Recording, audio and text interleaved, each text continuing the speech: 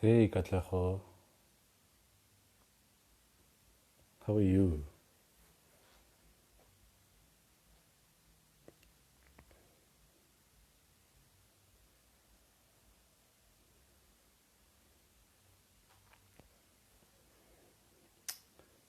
Dumelang, Dumelang Gohai, hello everyone. How's everyone doing tonight? I hope everyone's good. Hello Liting, how are you? Good evening everyone. How's everyone doing? Is everyone good tonight?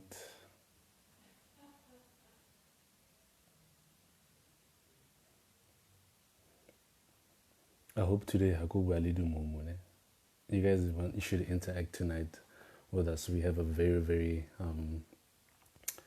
interesting topic for you guys. Hey Buitumelo,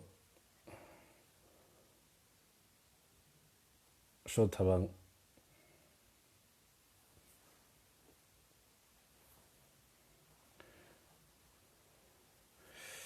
We're just about to start right now. We're just gonna wait for Caroline to join. Hey Lee, how are you?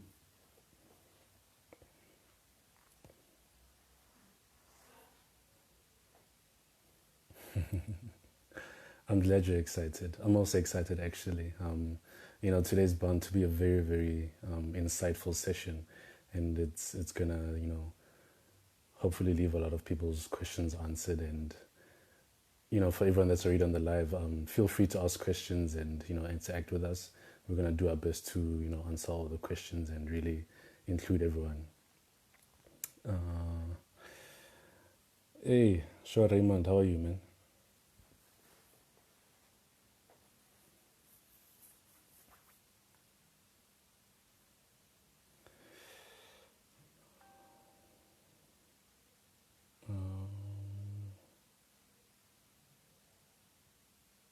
Really, you can't hear me? Let me just see here.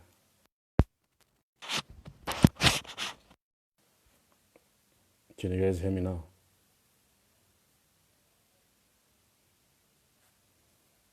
I hope that's better.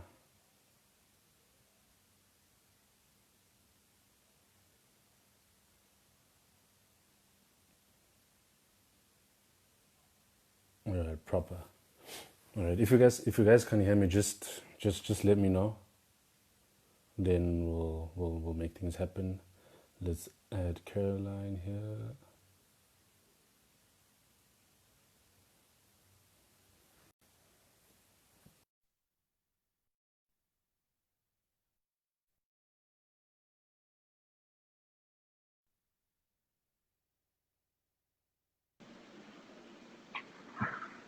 Hey, Hi, can you hear me? I can hear you perfectly. Okay, cool. That's How are you great. doing? How are you? I'm good. How are you? I'm good, thanks. Can't complain. How was your day? Um, Productive in a relaxing way. That's good. That's good. Yeah, I saw an old friend today and we spent some time together, so it was pretty cool to see her and it was refreshing. Um, Taking into consideration everything that is happening to just see a person you haven't seen in a long time is just a good thing. Yeah. Yeah. Oh, that's good. That's always good. All Yeah. right. I guess we can start. So, good evening, everyone. Welcome to the live tonight. It is an honor to have you guys here join us tonight. Tonight, we are hosting the show King TechItCloud. Welcome, guys. First of all, I just want to ask you guys to feel free to join us and interact and ask any questions, and feel free to interact in the comments. We'll definitely answer your questions. Tonight, we are talking about how to stay relevant. And during this time, I think it's a very important thing to find out how you can stay relevant. But we're going to be taking from the perspective of digital learning, and we will unwrap the topic and find out more about it. Tonight, I have a very special guest. She is a digital learning activator. She has experience as a data governance officer, also doing coordination. She studied at Moorpark Business School and the University of Cape Town. Her name is Carroline Morewa. Welcome, Caroline. Hi, hi, thank you for the introduction. Um, yeah, just to clarify that the UCT qualification is also a digital one, so I am actually leading by example. So yeah, it's pretty That is cool. I'm glad amazing. to be here. It is amazing. It's very amazing. So I'm glad to be here. Hello to everybody. I hope you make this very interactive, and whatever questions you have, please just shoot them along. No, definitely. And I think it's good to see that you're leading the pack by doing exactly that digital learning. And to kick us off, I mean, tell us who you are and where do you come from? I am an ordinary girl, really. I am a 23-year-old, born and raised in Soweto, Protekland. Um, uh, had my matric in Lenasia. I mean, I am really an ordinary person. Started working with only a matric certificate, um, and worked my way through that. So I know the tough times. I know what happens when people cannot afford school, when people cannot actually um, just skyrocket and be everything that they want to be. So just like most people, I started from the bottom and had to build myself up. So Yeah. yeah, I am literally just one of them. Yeah. And I think that is something that people can relate to because people always feel like they need to have a special qualification to get going. Yeah. I think that's a lot of misconceptions. So yes, qualification is very important for you to have that degree, that master's, that diploma. It is a very important thing. But what happens if you actually cannot afford to have that? I think people should be more focused on building skills instead of the theory. So if you cannot um, work in work to achieve a certain qualification at a certain time, instead of just sitting and waiting for that time to come, actually do something about it. Research on how you can build up your skills, because if you stand stagnant, the world is moving, the world is growing, technology is changing Yeah. every day, and if you just stand stagnant, then you become irrelevant very quickly. It's very sad to see people who are 25, 26 years old who are not able to relate to the workplace because while they were waiting for them to afford education, they actually lost track of everything that was happening. So yeah. Thank you for that. So, just let us into your world a bit and tell us what does a digital learning activator do exactly? A digital learning activator. So I think the name actually explains itself. So what I do is take care of digital learning. And digital learning is literally learning anywhere at any time using anything that is a source of digital device. So you could learn Yeah. from your phone, you can learn from your tablet, you can learn on the go, you can learn on the TV, whatever video, whatever course material, article that you read that is actually adding to your skills or adding to your knowledge, that actually is digital learning. So what I do in my work is actually drive that, promote it for people to actually understand that it's not only classroom that is learning. It's not only being in an institution that is learning, but Mm. our each and everyday interaction is learning, and there is more content than we can ever imagine in the digital world, and if we can just indulge ourselves in that, we could be much more, much more. Definitely, that's very true. And just to also try and find out from you, how can one become a digital learning activator exactly? So one thing that you would need to know, because it's the digital world, it's a lot of data involved. So if you have a background in data reading, data analysis, Yeah. and understand how data works, that's pretty much the core of it.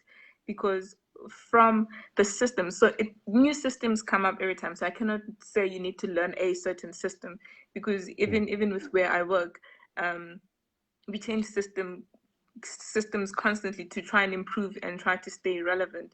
So Yeah. if you know how data works and you know what's right and what's wrong in the data set, then you're able to take the data and use it for good. See what's working, what's not. See what your people are looking at and how you can actually help them. So the core of digital learning is really data, and also exposing yourself to different sides of learning, um, Yeah. exposing yourself to different systems, different vendors, different companies that actually work with digital learning. And that really is the core of it. Everything else is an add-on that you can learn on the job. No, definitely. And I have to say for myself that, your title is very refreshing because you don't come across it a lot. So for me, as soon as I saw it, I'm like, okay, wow, that's very interesting. And I think people will also get a chance to really understand what comes with being a digital learning activator and what you do exactly. So what do you love most about your job? I'm sure there's exciting things that you love the most. There is, but just firstly to add on to what you say, that the title of my job is really rare. So most people who understand the learning and development world in businesses, they normally call it a coordinator. But then if I were to call it a coordinator, it starts limiting you in terms of you do online courses in terms of you do qualifications, you do classroom sessions, you Yeah. book sessions, you find vendors and stuff like that. But then my world is literally based on the digital world. That's why it's literally broken down into digital learning activated, because it's system related and it's literally online. It's everything that happens online. And what I love about my job the most, I am a data freak. So I've always loved numbers. They always just made sense to me. Um, and the fact that you get to see people being upskilled, people um, learning more about themselves, understanding more about their work without actually having to set up the whole day out of the office and go Mm. learn something. I mean, how easy is it for you to actually do something when you know how it works? Because you understand what it works like, because you understand what's going Yeah. on and how to actually push certain buttons, your job starts becoming pleasant. It starts making sense. But if Yeah. it's something that you're struggling with, then it's a whole lot harder. Your work starts becoming a burden. So with digital learning, it's people that learn instantly. It's like, for example, I know there are certain graduates and certain learners that come into my company um, as newcomers, and these people have qualifications. They've got masters and degrees and stuff like that. But then when they get to the office and get to the workspace, their manager asks them to do a simple VLOOKUP. Mm. These people have knowledge of stuff. They have an enormous amount of knowledge, but a simple thing like a Mm. VLOOKUP, that they didn't learn it at work. It's at school. It's not something that they were exposed to. And literally, if they just go onto YouTube, go onto LinkedIn Learning, search VLOOKUP, they learn what it is in 2 minutes and they start interacting better with the people around them because now they actually know what it is. Yeah. And that just is amazing for me to see that in the world today we can easily do that and put people at ease with their work. Yeah, and for me, like when you mentioned VLOOKUP, I was laughing there a bit because I know that it's something that you take for granted a lot, but as soon as you step into the working environment, you realize that that's something that you can almost use every day. And I mean, back in high school when you did computer systems and stuff like that, that's the things that they taught you, and you kind of almost sometimes take it for granted that okay, it's just Yeah. something that I'm learning now. Yeah, so even when we are at school, we learn all of these things, but because at that point in time we don't understand why on earth we're learning all of these things, it doesn't make sense then. It's like, so I did accounting at school, and there are certain terminologies and certain ratios that I just really didn't pay attention to. I just literally just Yeah. studied them so that I could pass. But when I got to the workplace and then they gave me a balance sheet to fill up, only then did I realize how important all of those things are, because if you miss one rule in accounting, the whole balance sheet doesn't balance and the whole thing is messed up. So Very it's, true. yeah, true. So it's a Yeah, pretty cool and thing. yeah, I mean, and what brings us to our next question that I have. You kind of touched on it a bit, but with the job that you do internally and externally, at work and outside of work, how do you, or how would you like to, impact people or get through to people with your digital learning? Well, I think especially when it comes to external people. So when it comes to when it's internal people that are in my organization, it's really easy to reach out to the whole 50,000 employees. So because I actually have access to their emails, I have access to their contact details, so it's easy for me to just actually send them an email and say, hey, have you considered this? This is related to your job. This is how it works. Will it help you? Will it not? Give me feedback so that I know how to work with you. And if Mm, somebody has issues with accessing the system, I can somewhat just pick up the phone call and be like, hey, I see you haven't accessed the system. How can I help you? How can I actually help you learn? But when it comes to external people that are not internally in the bank, this is where humanity comes in. The more I learn, the more I can teach.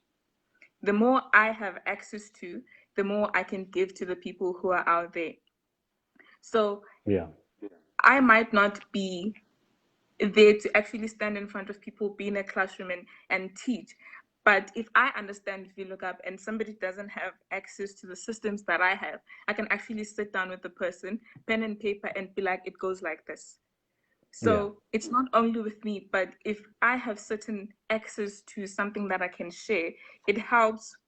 It helps for us to actually share it as people, because it makes no sense for us to just learn for ourselves. We learn so that we can progress with the other people. Um, yeah, so when it comes to external people, give as much as you can, share as much as you can, regardless of who you're sharing with or where the person comes from. If they need help, if yeah. they need guidance, give it to them. Very true.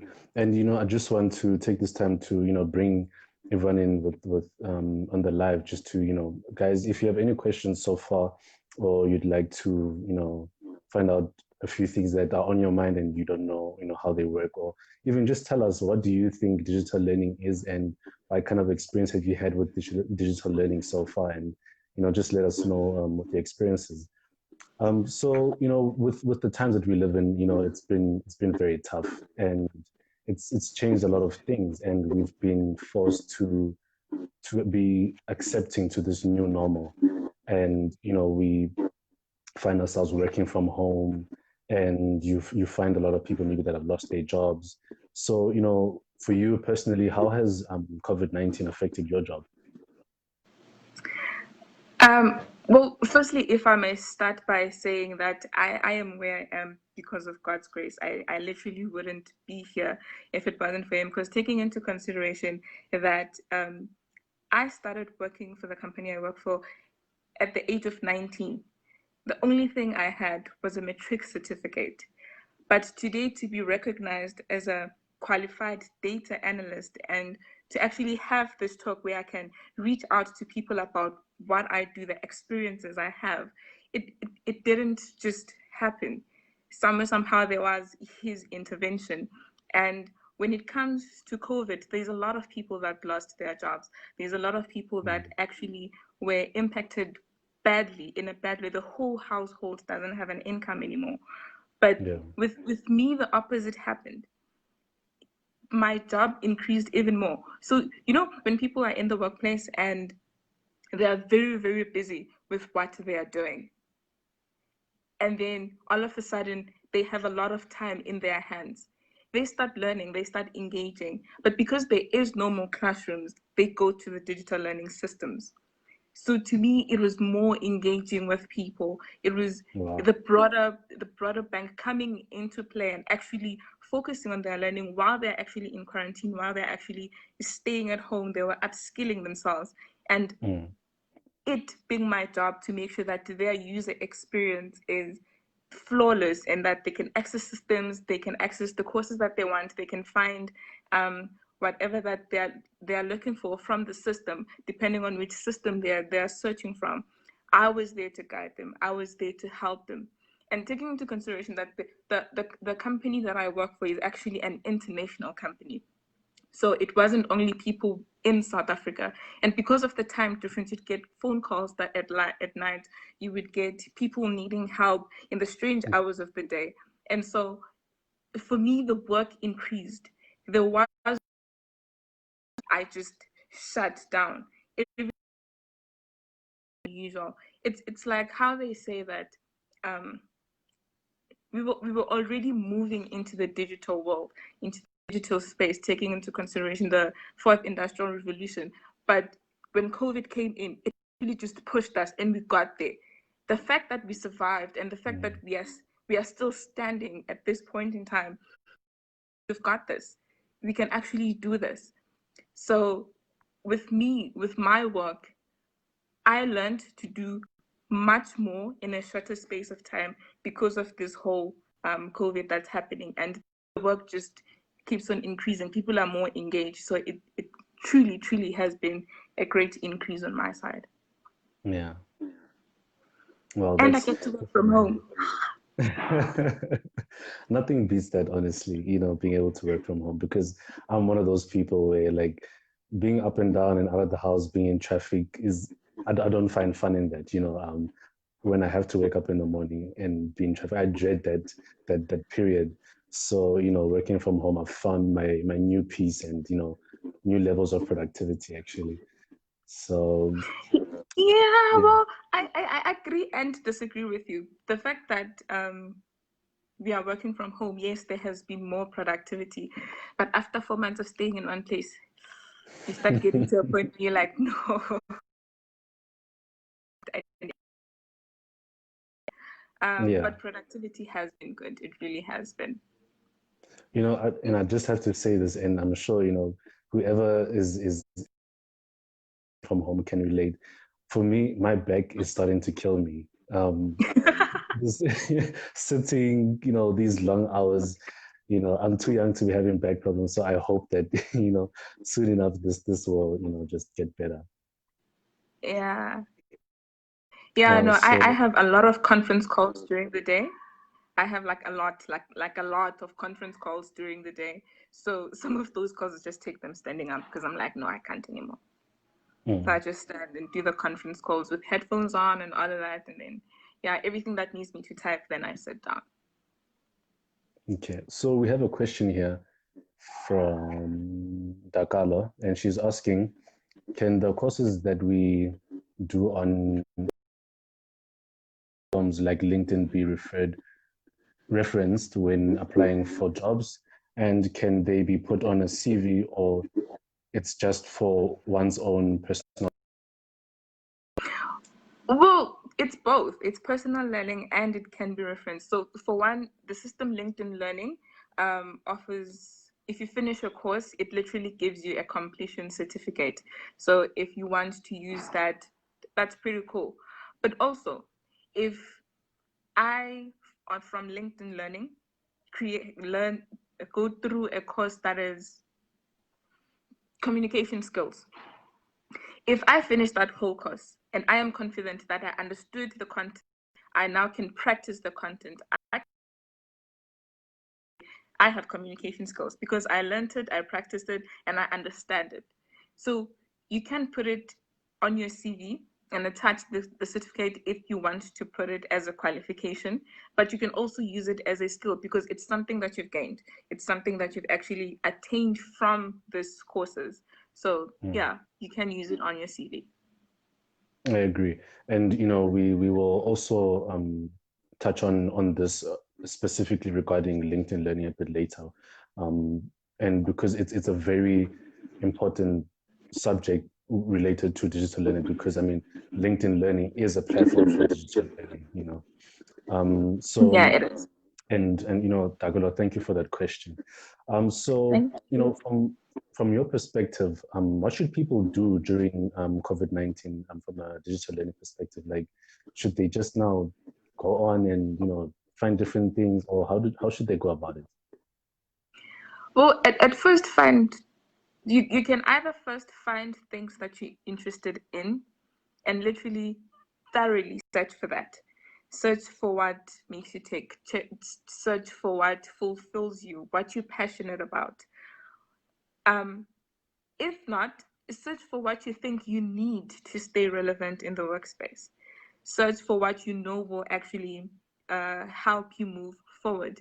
Because if you just things come up, you can never collect it back because it's not the classroom. You can say, because these are like 5 minutes, 2 minute video. So you cannot just have a straight list and say, I have learned all of this stuff. But if at a time you focus on a certain topic that you're passionate about, that you need to stay relevant, then you can actually look back a month later and be like, I have invested myself in this and I am confident that I have the skill. So that's how I would take it in this time of lockdown. Now most people have time. So go back to the basics. Pen and paper. Write down the things that you need. Create a map of, on this day I'm gonna learn, I'm gonna have this much of learning. I'm gonna have an hour of learning, I'm gonna have 2 hours of learning. On this particular day, I'm gonna focus on this subject, I'm gonna focus on this skill. And when that week ends, you will be able to look back and say, I did this. I attained this. I focused on this, and now I understand this subject. So, main focus structure. Create a structure for yourself. That will help a lot. Yeah, I agree with that. It's very important to, first of all, find yourself and find what you like, because you don't want to find yourself doing something just for the sake of doing it or just for the sake of pleasing people. You know, when you do things to your benefit and to what you like, then it will reflect with your work and you know the effort that you put in. So you know, I really like what you said there, because you know we find ourselves sometimes, yes, we're working, but we're very lost and we're a bit demotivated because we're not really doing what we enjoy. So you know what you said there is really important. So I would like to make a comment though for people who are working. This is specifically for the people that are working. Most times we get caught up with our jobs in terms of, if we do learn, whatever we learn is related to our jobs. And so now, instead of seeing it as an exciting time to learn something new, we see it as a burden because it's always related to our work. It's always it's always the one specific thing. But if you are already working and you are confident with your skills and stuff like that, try focusing on something that you're passionate about. It could be, you could be a data analyst interested in cooking. Do that. Do something that will help refresh your brain. Do something that will help you keep you in spirit and keep you engaged, instead of just doing learning as a burden. Because the moment you start doing it as a burden, it starts being a struggle. It doesn't work that well anymore. But if you actually do things that you're passionate about and actually make time to refresh your brain, it really helps a lot. yeah, yeah, I agree. I agree. And you know that you're mentioning people that are working, you know, as someone that's working right now, what should we do to ensure that we secure our jobs or also even advance our careers? Because sometimes you don't want to find yourself, you know, staying in the same position for too long, or for you not growing and you know moving up the ladder, you could say. So what would you say someone should do to advance their career and also just secure their job? Simple answer: learn. But but so a company named Deloitte actually does a study every year on what future skills are. So if you were to research that study, find the skills that are related to the future and start learning those things. The moment your company starts turning and goes digital and goes in a different way, you can already say, oh yeah, by the way, I can do this. So that helps keep you relevant. That helps you that it keeps people needing you because you're always on top of your game. But if you're gonna keep on focusing on what you're doing right now, and if that thing is not a future skills, like most people that get retrenched, we can automate your job. If we can automate your job, you are in trouble. You are in Yeah. serious trouble. But if you can say, yes, it's fine, you can automate my job, but I'm the only person who can be here to run that robot because I am the only person who understands that data. I am the only person who understands how the wording goes. I will be the only person who knows when something is wrong. Then, Yeah. even though they've automated the job, you will still be needed because if something breaks, you're the only person who can fix it. Very true. So, structure yourself in a way that you stay relevant without moving off course in what you're doing. If they're gonna automate your job, make sure that you move with the times. Things are changing every day, literally every day. Soon enough, the data that I read currently will be automated. It's going to be somebody else will be able to actually click a button and everything will be the data will be there. That's going to have results. There'll be pivots. It's going to read into Power BI. It's going to be done. But still, when it comes to user experience, I understand my people. So when something is wrong with their data, I know what went wrong, where I need to fix it, and how they need to find what's missing in their data. So technically, move with the times, but at the same time, understand that you need to do your job in a way that is well enough for you to stay relevant for the future. But most importantly, research on what the future skills are, understand what they are, and see how they relate to your job, and also move forward with it. So yeah. Yeah. And you know, when you were just speaking now, you took me back to about 2 weeks ago when a friend, me and a friend of mine, we did a live based on Fourth Industrial Revolution, and we talked about, you know, making sure that you understand the skills that are needed for the future. And you know, I could just go on and on because, you know, for me, I come from a technology background, and you know, as soon as we talk about technology, as soon as we talk about, you know, how technology is affecting us, I start, you know, boiling. I'm like, okay, this is, you know, something that people need to know. So you took me back for a moment there. So Caroline, a sweet message here for you. Apparently, you are. Thank you. Thank you very much. Thank And I you. think there was another question here. Let me just see from Raymond. Okay, he's saying, I guess one can say we are indirectly on some flexible working hours type of a thing. Slightly enjoying it. Don't know about the rest though. So I think he's just saying that, you know, it's really nice being able to have flexible working environments and times. And I mean, guys, let us know, how do you feel with, you know, work and COVID-19? How are you finding it? Is it flexible? Is it challenging? And also, are you getting any time to do any sort of learning and digital learning? And I just like to Yeah. say, if you're not, then you're wasting a lot of time. Yeah, so because you know when you actually say that, it reminds me of something. So last year, I did a data analytics stream, and I literally Mhm. just deep dive into that for the whole year. But this year, what I am doing is actually bridging it with the data science. So data analytics is just one piece of data science. So now I'm just looking into the whole umbrella. So by the time it's needed, I will know. So it's actually just moving along with the times while understanding my job better. Because the more I actually dived into data analytics, every time I look at a report, I'm like, wait, how come I've never seen this before? This just makes so much sense. So it's the more you learn, the more you start understanding your world, and it just makes sense. I really don't know Yeah. how to explain that. It just makes sense.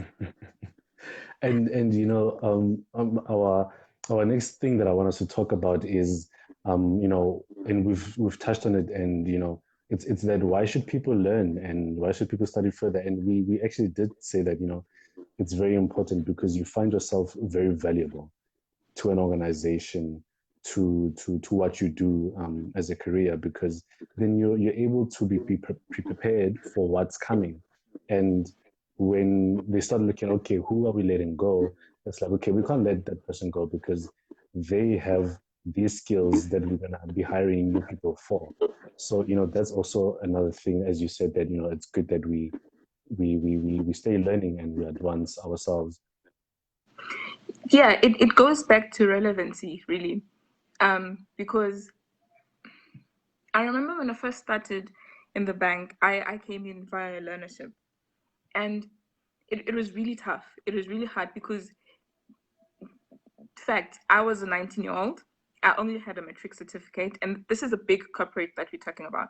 I only had a matric certificate, and because I didn't have experience, I knew nothing. Like, I had an empty brain. And on top of that, I was competing against people that had 10 years worth of experience, people who know the bank in and out, people who understand. They can literally tell you where to find what. So at that point in time, you being a contractor, how do you make sure that you stand out? How do you make sure that people don't just see you as a kid or as just one more person who doesn't know what they're doing? Yeah. Hard work takes it all. Really, hard work takes it all. But when I came into the bank, LinkedIn Learning was being introduced. And literally, I just dived into it. And more than that, when I was at work, whatever free time I had, I chose to job shadow. So what job shadowing in my explanation is, I would find a person who I think is relevant to what I do, to what I want to learn. And then I would literally just follow them in and out of meetings just to understand their world. And once I understand their world, it makes it easier for me to do deliverables. I understand why they want something in a certain format. I understand why they want the data in that tab. And other than just doing my job, I took the time to learn what the other people were doing around me and figure out, apart from the task that I've been given, what more can I do? How else can I help? And being a 19-year-old, I was able to do the jobs of those people who had 10 years worth of experience. The nice thing about being a digital native is that we learn quicker because of the amount of information we have. We literally learn quicker. Something that they've learned in years, we can learn it in months. And Yes. because by the time my contract ended, I could already do all of these people's jobs. Even though I wasn't a master at it, I didn't, because it's experience. You cannot really compete with that. But I already understood everything that they were doing, which meant the person who was supposed to let me go saw the potential that I have, saw how much more that I could do, and saw that I literally stood out. I didn't just sit and just do what I was given. I gave in and did more. And that's what really made me stand out. And so, what was your question again? I think you actually you answered it and then you just knocked it out of the park. So the initial question was, why should we learn and why should we study further? Yeah, to stay relevant. To Yeah, stay relevant, to stand out, to keep with the times. And it's just refreshing to understand what you're doing. yeah, I mean, it's harder to deliver stuff if you don't know what you are doing. But if yeah, you start understanding what you are doing, you can do that and do much more. If you get given a task and you are told, do it this way, you are given strict rules on how to do it, which is against my nature in every way. If you tell me that these are the rules, do it like this is the first time I do it, I'm going to follow the structure. The second time I do it, I'm going to divert and start. The third time, I'm going to do it the different. mm, mm, That is because the first time I had to see how this works. The second time, I started learning more about what I was doing. The third time, I was like, I've got this. so then I could do it differently in a simple way. So Yeah. learning really helps even with delivering your daily jobs. No, very true. And for me, I'm one person. If you tell me, okay, this is how it should be done, from the word go, I just start cringing, and then I just start breaking into how I want to do it, and then I deliver it to him like, okay, I'm done. This is how I did it. Because for me, I'm one person that I don't like feeling limited, and Yeah. because as soon as I start Yeah. feeling limited, I start cringing. I just want to do things new, fresh, and my way, but not only my way, but a way that is actually always better. Because for me, that's the thing. You must always do something better than it was before. Yeah, my current boss actually understands that term. So when I first came in, she's a very structured person. She is Mm. so structured. In every meeting, you actually take notes, put bullet points and stuff like that. But when she started getting to know me, to understand me, then she gave me the freedom to actually run with stuff. So Yeah, even though sometimes she's very uncomfortable because she's like, Caroline, don't change it. Do not change it. So yeah. what I'm gonna do is, yes, I'm gonna do it the very same way you want me to do it, and then I'm gonna do it my way. I'm gonna give you both results. You decide what you want. So And yeah, I also don't like feeling limited. Yeah, and I just want to find out, how often is it that when you give both versions, how often do they take yours? I'm sure they take yours a lot. a lot. Because I mean, it's a brain of a digital native. My Yeah, my work relates with everybody else. yeah. So yeah, We have often now. yeah.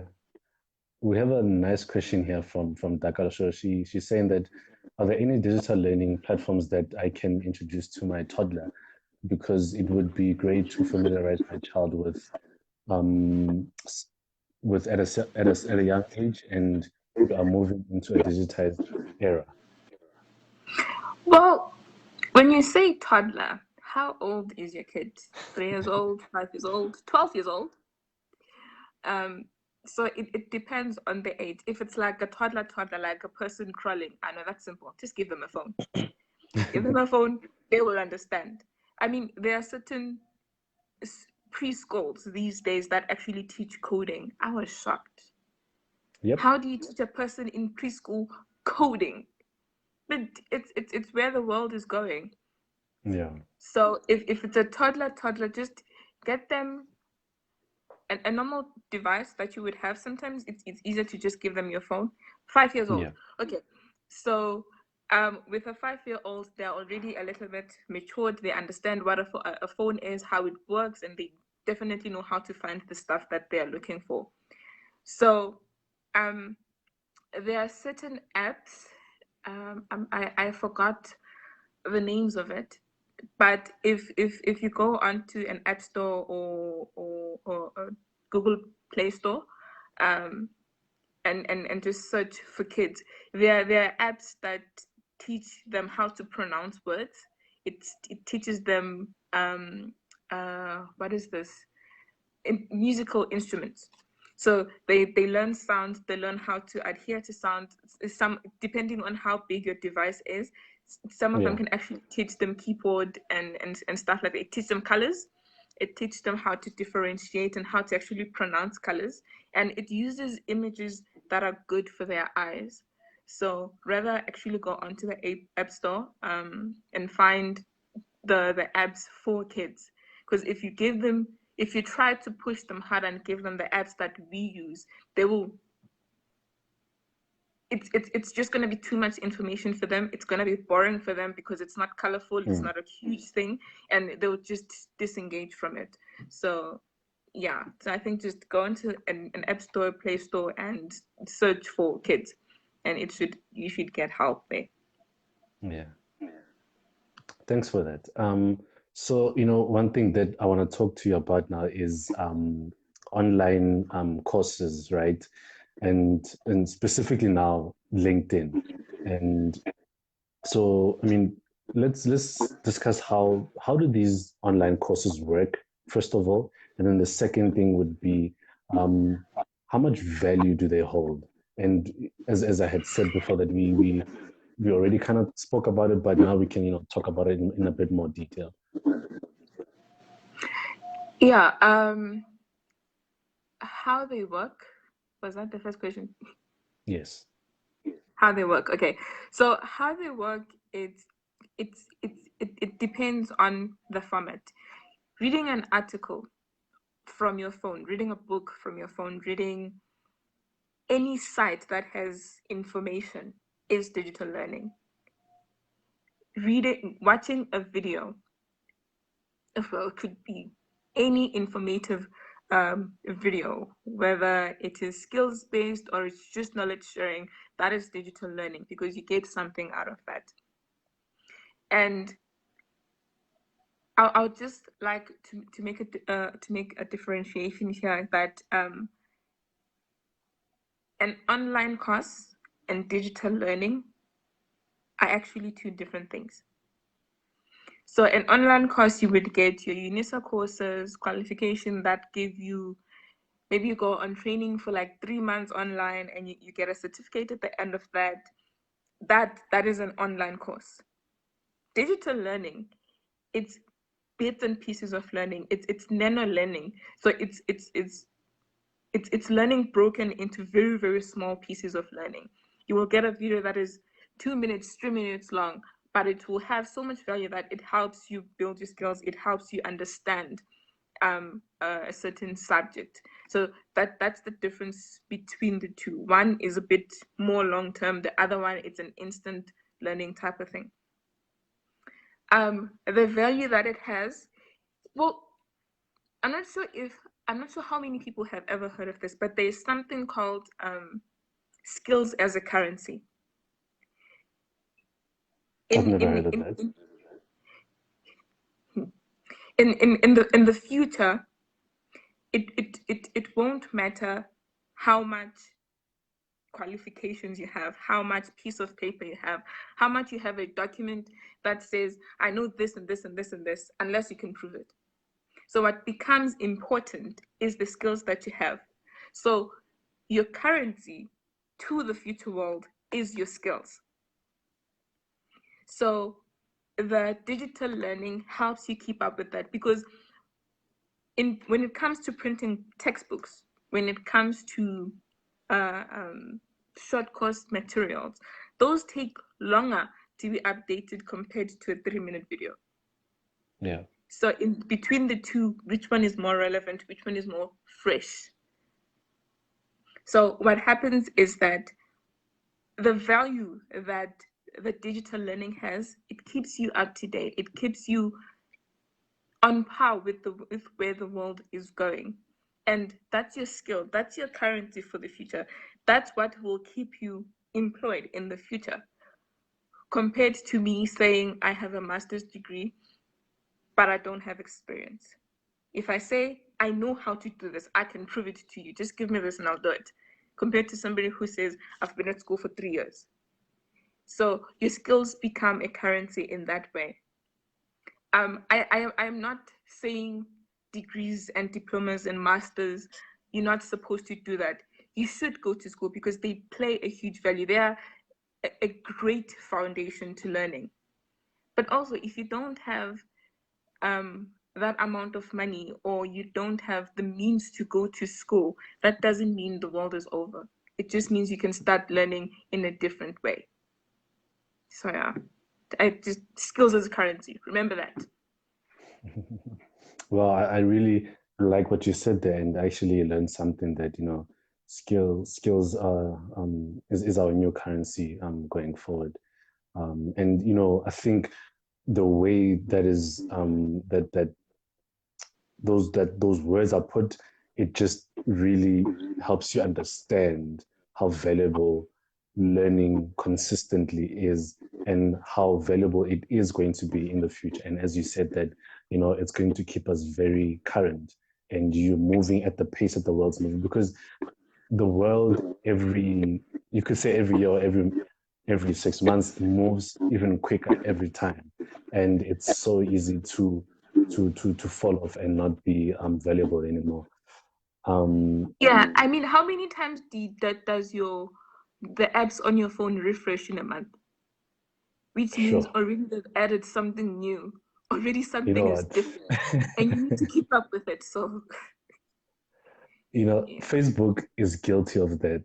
I think every week there's an update more placed, and I'm thinking to myself sometimes like, is there really an update, or is it just a way for them just to make money? Like, you know, Guess we'll never know. yeah. So we have I think there's a question from Charity. I think we already seeing the skills as a currency effect now. People get hired based on experience than qualification. Very true. So does this That mean is that digital learning bridges the gap of the number of years of experience that you have? So meaning that does digital learning help you learn the skill that you need to actually do the job quicker than your whole degree would? well, it depends. If you are studying engineering, digital learning will not give you the practicals, but your master's and your degree will give you that. And if it's something that is woodwork or something that is mechanical, then you need to use your hands for you to know what you're doing. Sometimes, sometimes they're online and on the system.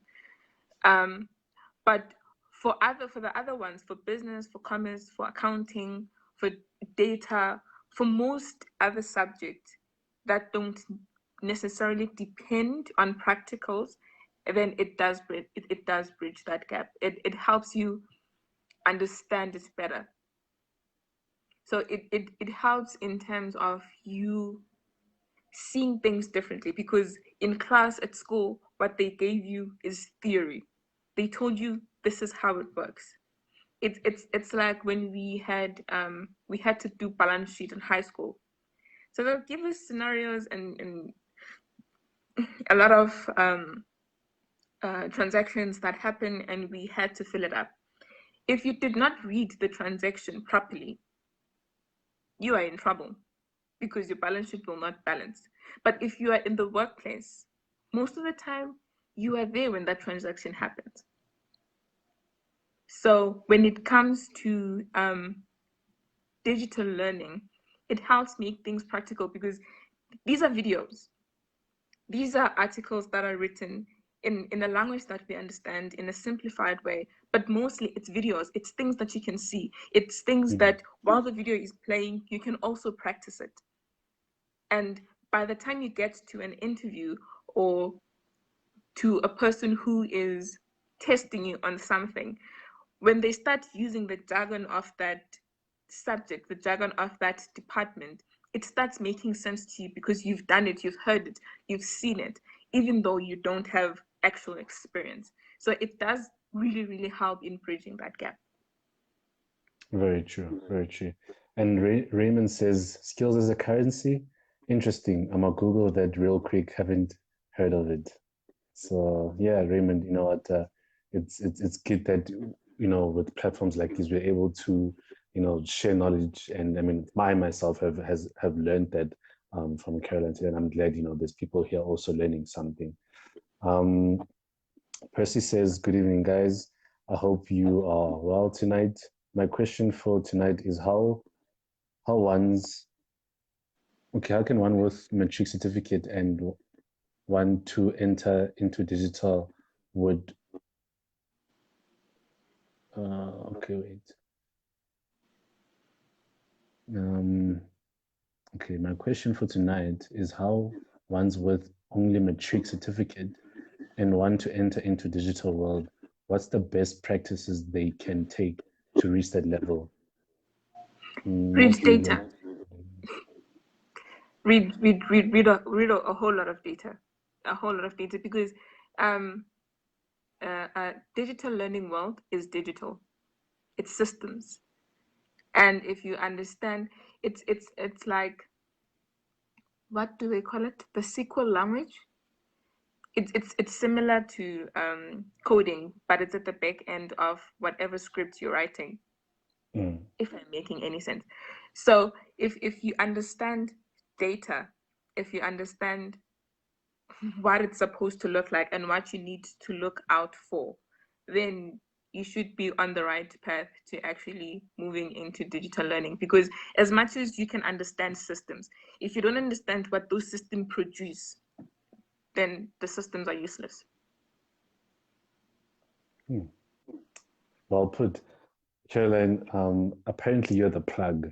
So I just hope note that's a that. good thing. So thank you. Thanks, Charity. So so for people that, as we know, we're in a country where data is expensive. We have people that do not have access to, good internet connection. I mean, and I know for one, where when I'm at home and home is Rustenburg, like I struggle with internet connectivity. I struggle. It's a mission. So for people that are struggling, well, in terms of data, how can they consume, digital learning?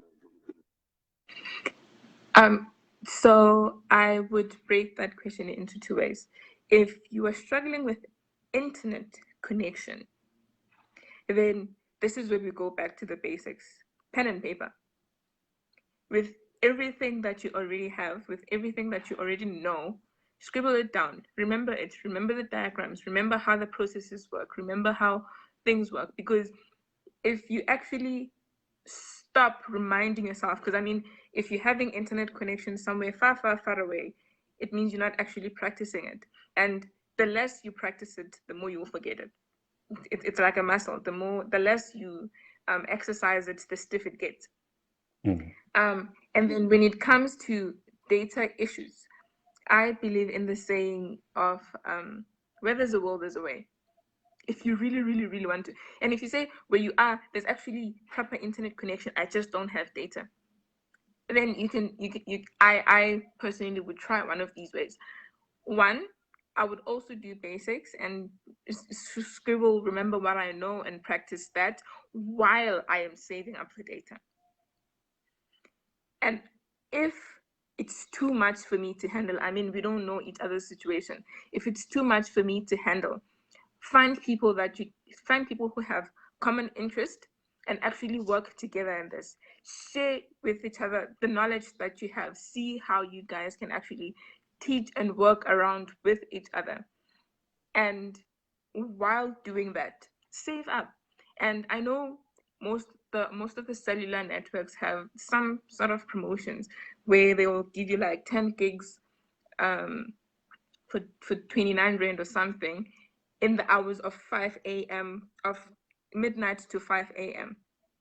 Make that sacrifice and wake up to download stuff at that time. Download videos from YouTube, download videos from whatever system that you have access to, and then watch them on offline.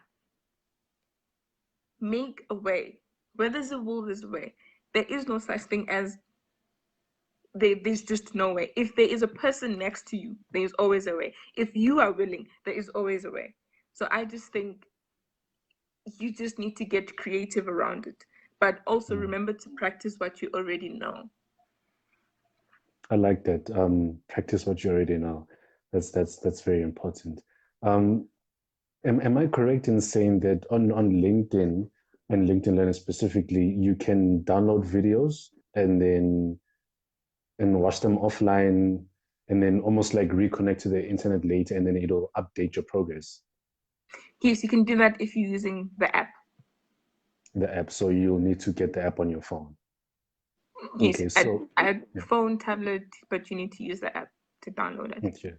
And and I say this because I want to say, guys, as Caroline said, it's possible as long as you put the effort. And so I mean, I would also encourage people, like, if you have the LinkedIn Learning app, go to like your McDonald's and connect to their free Wi-Fi.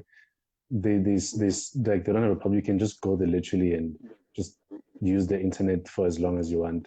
Download what you need to download, go back home, consume content, learn, and reconnect at a later stage. And your progress, and at the end, you can at least get a certification of completion, and then you have something that you're learning. So I like the different things that Caroline has underlined, that it is possible if you just also put in the work and the sacrifice also. Yeah, just to make something clear, there's a difference between the LinkedIn app and the LinkedIn Learning app. So those are two different accounts, two different apps that you need to download. So if you want the LinkedIn Learning content, you will not find it in the LinkedIn Learning app. So where there's your profile and you see your digital CV and stuff like that. If you're using a PC, a laptop, yes, you can link the two. But if you're using a phone and then app, you cannot link the two. You need to download the LinkedIn Learning app itself for you to get the content. So yeah. Thank you for that. And anyone can access it. It's not about premium option or anything like that. Anyone can access it. I believe it gives you a 1 month free trial. If you're using a personal account, it gives you a 1 month free trial. So in that 1 month, you can consume what you need to consume. And then after that, it asks you to pay a certain amount. So depending on if you can afford it or not, that's really up to you. Okay. And to our last question for the night. So I have a WhatsApp group, right? And on this WhatsApp group, that's where we really take the time to help graduates that don't have jobs, to help graduates that are struggling to apply on a regular, and also make sure that they send out their CVs as much as they can.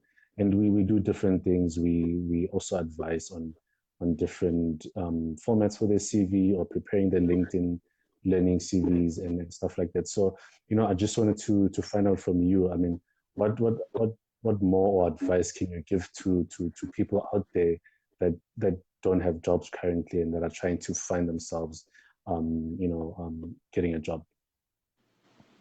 First of all, don't give up. Second of all, whenever you create a CV for a certain job, don't make it too simple. In terms of, if you know how to use Excel, PowerPoint, forms, Word document, and all of the Microsoft Suite offerings, if you know how to use all of those, and then you go onto your CV and just write, I am skilled in Microsoft Suite. That's making it too general. We don't really know if you know one item in that Microsoft Suite or you know all of them.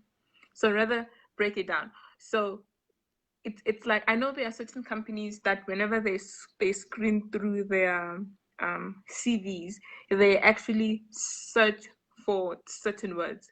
Like if your job description needs somebody who understands Excel, for example, they will search Excel. If your CV says, I know how to use Microsoft Suite, and it doesn't say Excel, it's not going to pick it up. So whatever you write on your CV, break it up and make sure it is clear. And then for people who are looking for jobs, who are still out there, I mean, with everything that's going on, it's really difficult to say. But what I would say is that it's like a person who creates one CV for all job applications. First of all, know what you're looking for, know what you want, know what you are capable of, and then go for that. If it doesn't work, go for something else. But giving up is not really an option. So whatever it is, just keep on pushing. If you think your CV doesn't have enough, find out what more you can add to it that is related to the job that you're applying for. Make sure the CV you are sending out is actually relevant to the job you're applying for. Because if they start screening and they see you as one more person, then you won't even get called for an interview. Yeah. And it has to be very, very formal. Very formal. I think I need to send you my CV just so you can check it, just to make sure that I'm on the right one. Yeah, I somehow had the opportunity of somebody from LinkedIn itself look at my CV, so that's how I know most stuff about it. Yeah. So because I actually, where I work, I interact with them a lot, and they were able to give me that, so that was pretty cool. Yeah. That's nice. So, thank you. This conversation has been great. I learned a lot personally, and I hope that goes for everyone else on the live tonight. And from your side, Caroline, do you have any closing remarks that you'd like to leave everyone with? I do hope everybody else was able to learn from this. But I was actually scrolling through Facebook today and I saw a picture. And it says, quitters never win and winners never quit. If you want to win, don't quit. If you don't want to win, then quit. But if you will quit, quit doubting, quit making excuses, quit focusing on others, and definitely quit waiting for the right time. So if you're gonna quit making excuses, quit doubting, quit focusing on others, and quit waiting for the right time. The time is now. The world is moving now, so move with it. Don't wait for the right time. That would be my last thing to say. Thank you so much. Thank you so much. And that brings us to the end of our conversation tonight. Once again, guys, thank you so much for joining us. It was a pleasure to have you ask your questions and interact with you guys. And it was also a pleasure, Caroline, for having you here. We learned a lot, as I said. And thank you for having me. I mean, it's always a pleasure to.